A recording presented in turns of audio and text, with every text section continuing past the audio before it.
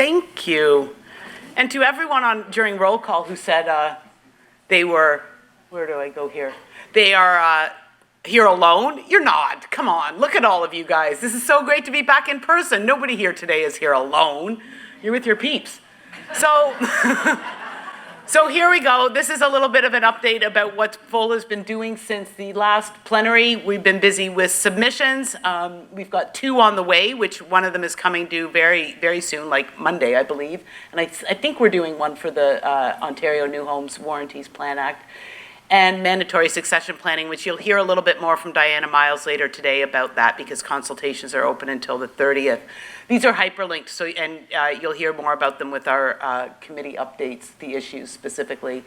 FOLA's been in the news a little bit since the last plenary, which we're really excited about. Thanks mostly to Doug and to Mark in real estate, because those have been really the sort of real estate for sure has taken a bit of a topical issue point here. And you can read all of our articles on our website in the news page, which is hyperlinked.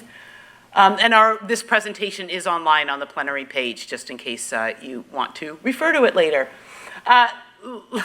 Like Ashley was saying, we've been keeping you informed, or at least trying to. There's been a ton of content, not just since COVID, but since our last plenary too, and we've been continuing to modify and alter and adapt how we've been communicating with you to serve your needs. No longer daily updates, sorry about those. I hated sending them just as much as you probably hated getting them all, but we try and organize everything so it's in one nice weekly package, and then monthly updates that will go online. The weekly updates don't go online.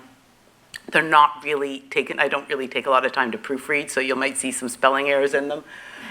The monthly newsletter, we've got member events, and we've got all of our social media, and we have a new section on our website for open consultations, so there's a handy spot where you can figure out what we're currently working on. FOLA has started to, we organize 2 events a year, our fall and spring plenaries. We've started to organize a lobby day. We're going into our 3rd year. We will be doing one in 2023. Lobby days are an excellent opportunity for all of you guys, anyone you want in your association. It doesn't have to be 1 delegate or 2 delegates per association, not just the presidents. It's open to anyone. And we've done in person in the 1st year, and we did virtual during COVID, and I think we're returning to virtual in 2023. We might be doing another in-person one in the future, though. This isn't ruling out in person. But virtual is pretty handy because it makes it easier for people from far away to come into Toronto. The Law Society doesn't really reimburse us for the kinds of expenses that they do at plenary. So it's a great opportunity to really meet with MPPs, cabinet ministers, their staff, and get to the root of some of the issues that we're dealing with at Queen's Park.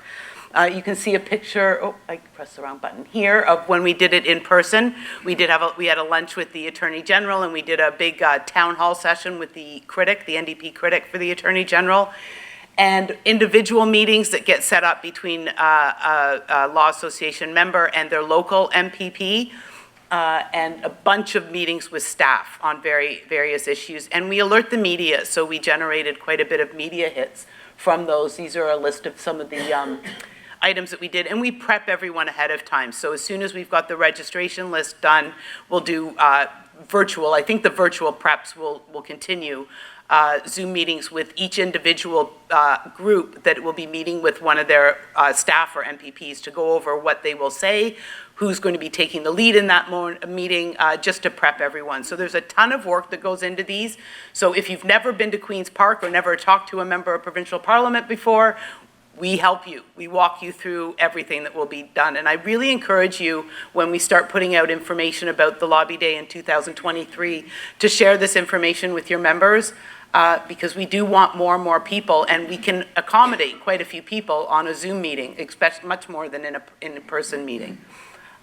So we're holding March 7th right now. We've cleared that date with the Attorney General, and then we work to build staff and other cabinet ministers as need be.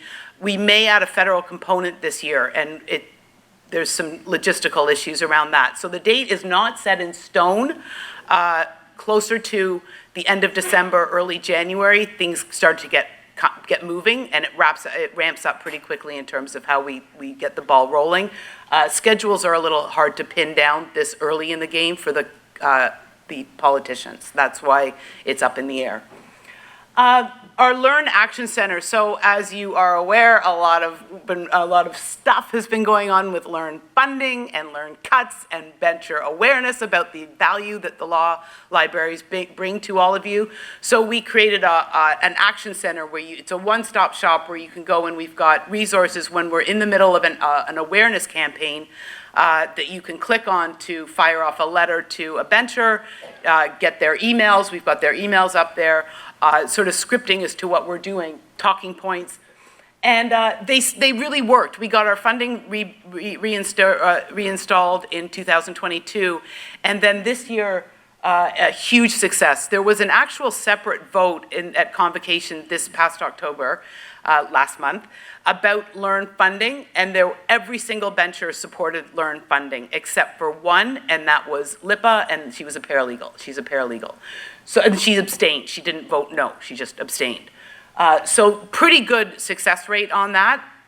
Now, everyone's been cautioning about, bencher attention on this. Benchers, there are still a lot of benchers that want to cut funding across the board, and so there's always room to be careful there and keep this momentum going as we gear into bencher elections, which, as Doug said, you'll be hearing more about later. But this advocacy campaign ramped up in advance of their budget vote certainly paid off, I think. They were more than well aware of the importance of law libraries. And so that's what continues to be up there. So we'll still, continue with some social media posts and branding and whatnot, keep it going a little bit lower level until the bencher elections ramp up. The benchers have all been finalized, and we know who the candidates will be, and that will be a component of the bencher election campaign. So bencher elections, you know that they're open. We've got a special website built out just for bencher elections.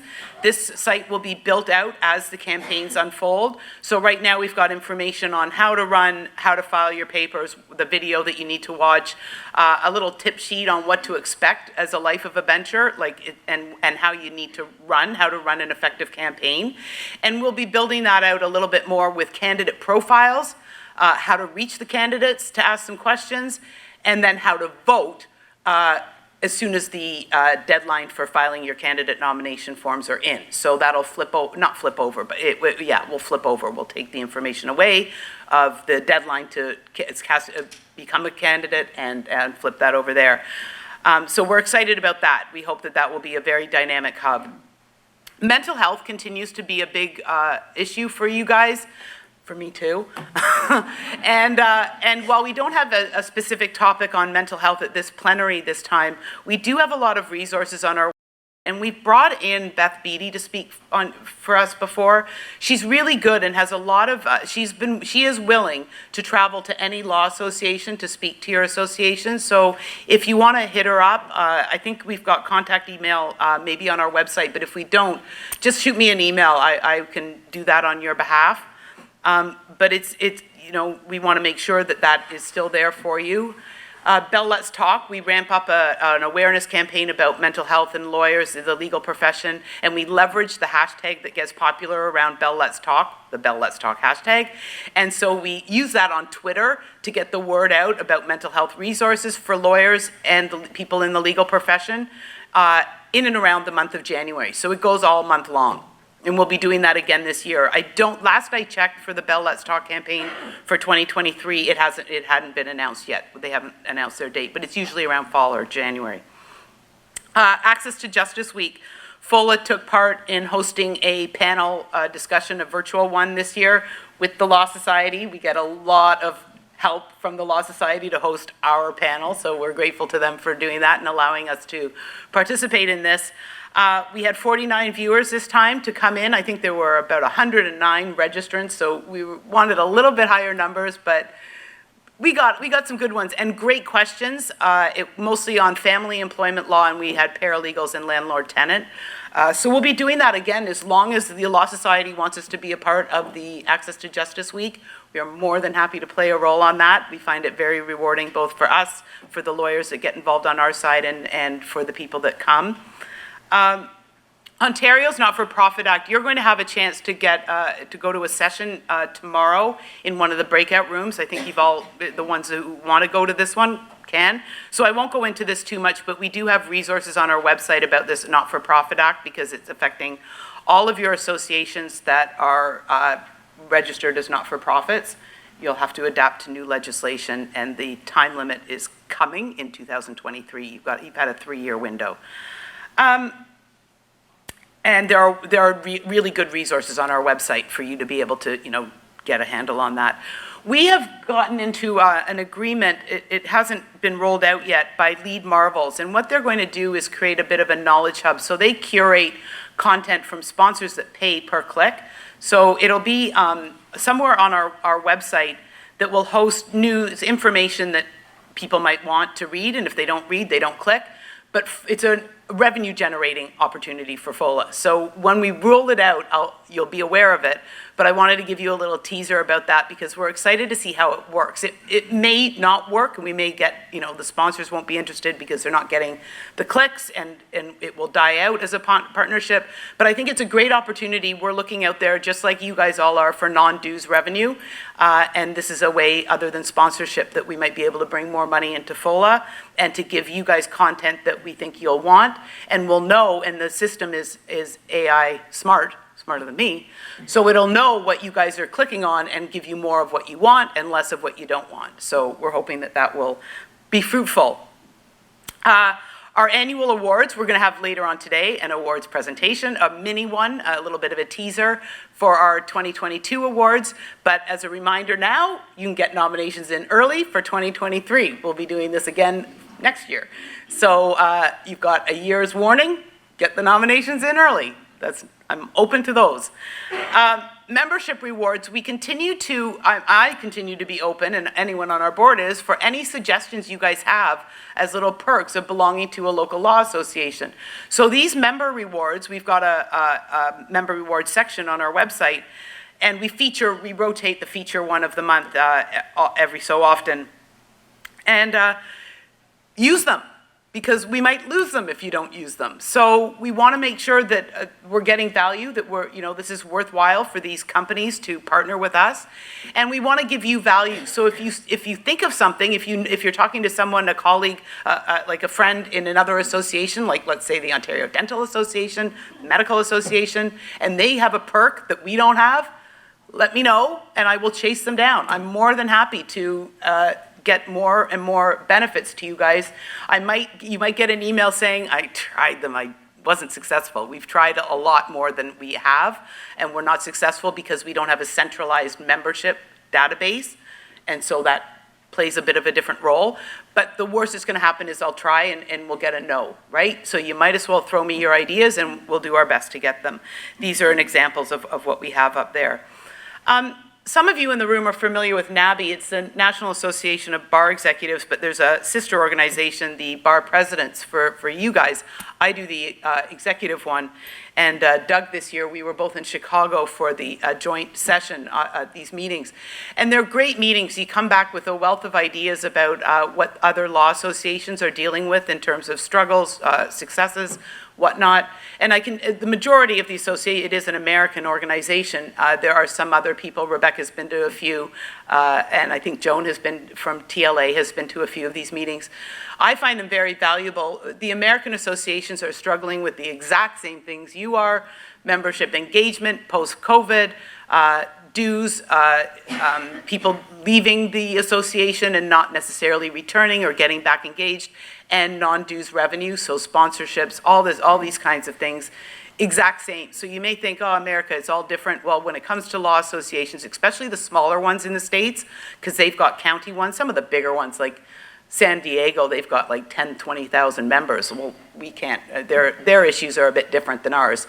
But some of the smaller ones we certainly relate to, and I find those very helpful. So we continue to go to those once a year, and I get to pick their brains about government relations stuff because the ABA does a great lobby day, and so to get ideas about what's working and what isn't is a good opportunity too. FOLA Online, we do special time limited pages, so here's what our venture elections page looks like. I've changed it since this slide went up. literally it is getting updated every day. But we did an Ontario elections webpage to drive out the vote, get lawyers engaged and maybe helping campaign for their local candidate, whatnot, scrutineer at a ballot, any way that they can get involved and vote, all neutral. It wasn't telling people how to vote. And our Ontario elections page was our #1 page over the course, over the course of forever. It was a very big success.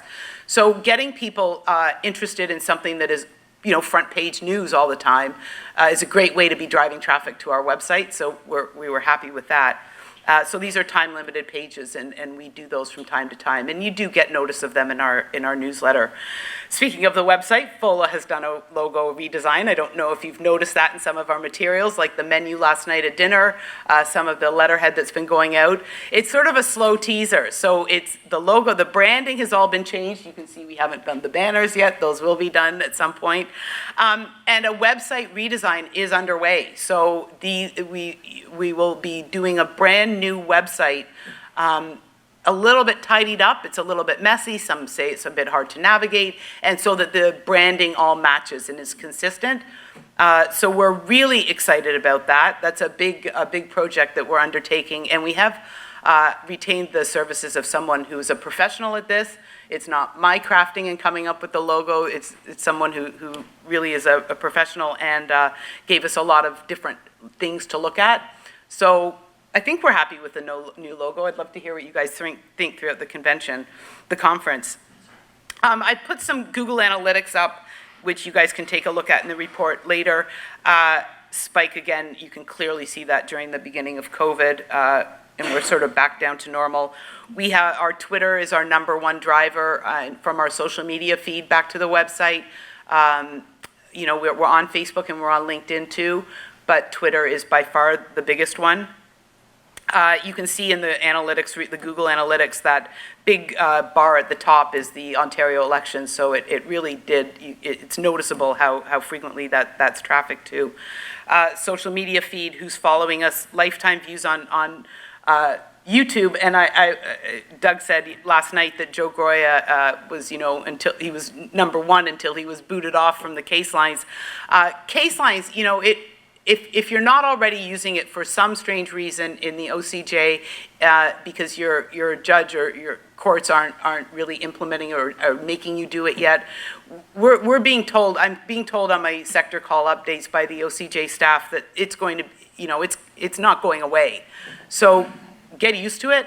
And that video is up online, and it is very helpful. We've got someone who walks you through it like a lawyer to a lawyer. So it's not the company saying this is how it's done. It's someone who practices and lives and breathes case lines.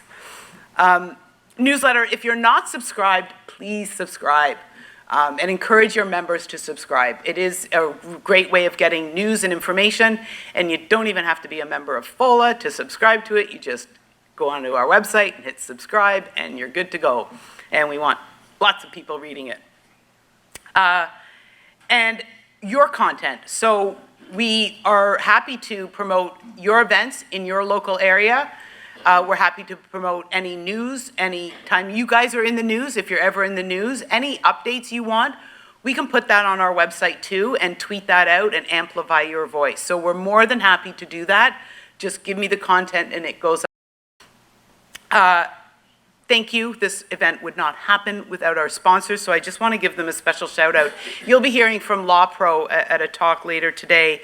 Clio, the rep Nicole, who is here from Clio, will be doing one of the breakout rooms, chairing one of the breakout rooms, but you'll hear from her a little bit this afternoon as well. Law Society, of course, we're forever grateful for your participation in this, and we're looking forward to the Law Society dinner tonight with the treasurer. Lawyers Financial, Corbatech, CPD Online, and Leap, Leap is not here today, but they are one of the sponsors. So they aren't coming. You won't see them doing a little presentation or at the display tables, but I am grateful to them. They're a brand new sponsor. You will be getting a post-plenary survey, which I will be hounding you to do. It's short, I promise. I try and keep these as short as possible. And now I'm happy to answer any questions if you have any. Does anyone have any questions? I'm around the whole time. Oh, yes. I wanted to, thank you for all the information that you sent. always send good information, but particularly throughout the pandemic, we were grateful for all the stuff you sent. Also grateful that you shared our information about events we were having. Thank you so much.